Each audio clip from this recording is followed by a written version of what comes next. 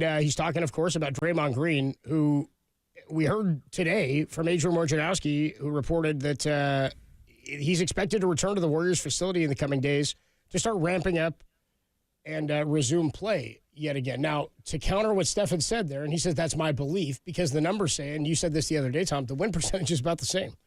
It's about the same. He's played less than half the games this year, and really, to me, this is less about what he's doing right now to help you. It's about if he can help you. And if he can help you, this has got to be viewed a bit of it's got to be viewed a bit like a tryout, because we talked a lot yesterday about what's the plan going forward. We talked to Steve Kerr about it. The organization has to make a decision on whether or not you go forward with this crew, and if you do, you got to go all in on them, and you got to really, really try to make sure this works. And if not, can you set yourself up to still compete this year by moving some of these pieces and getting creative? So just your thought on hearing that piece of news after what we heard the last couple of days, where I thought it was maybe further away than this. Well, it's going to be intriguing to see what the rotation looks like, because Jackson Davis has been playing really well for him, and he gives him something that nobody else really does, some bounce out of a big guy. Scores, too. A guy that can run the court, a guy that can catch lobs, a guy that can finish okay around the rim. He's not a great finisher around the rim, but he can defend the rim. And Draymond can do that to some extent as well.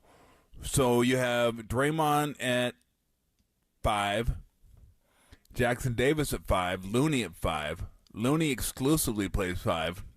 Jackson Davis exclusively 5. Draymond is more of a 4, but Wiggins and Kuminga are playing 4. So now that's crowded. Where do you put them?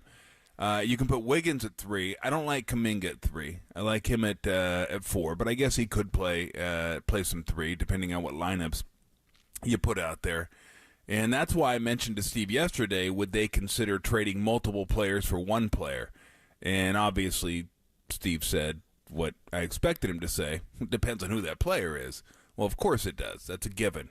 But they have kind of a logjam, and it's not a logjam where they have so much talent that no one can get on the court. It's solid talent, but it's kind of similar, and nothing really stands out above the rest except for Steph.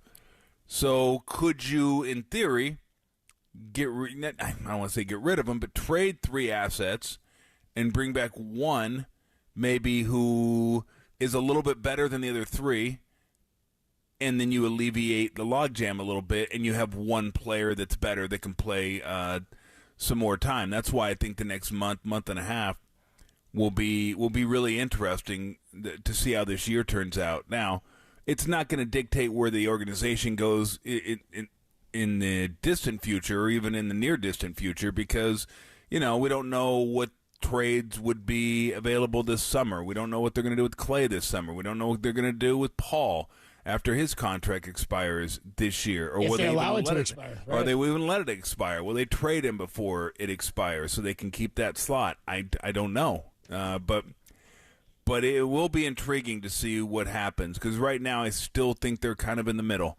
We'll see what happens when Draymond comes back. They're going to have to reintroduce him into the lineup. We'll see how many minutes he's going to play. We'll see how he plays.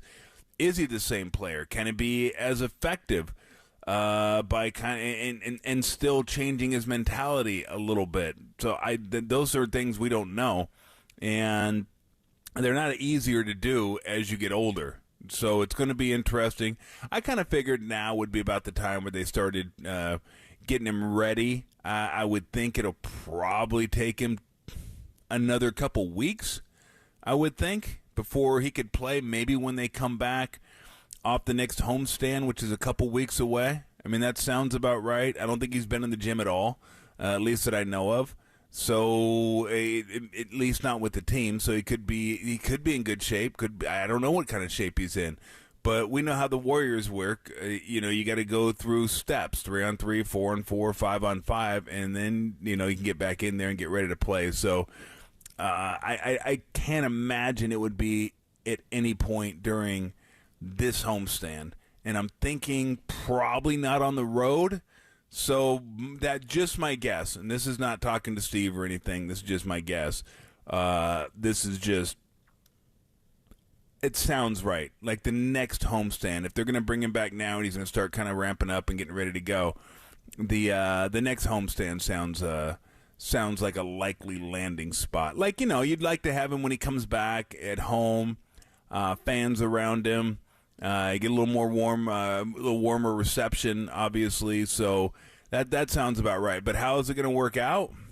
I mean, your guess is as good as mine on that one, because I don't know. This team's kind of teetering a little bit.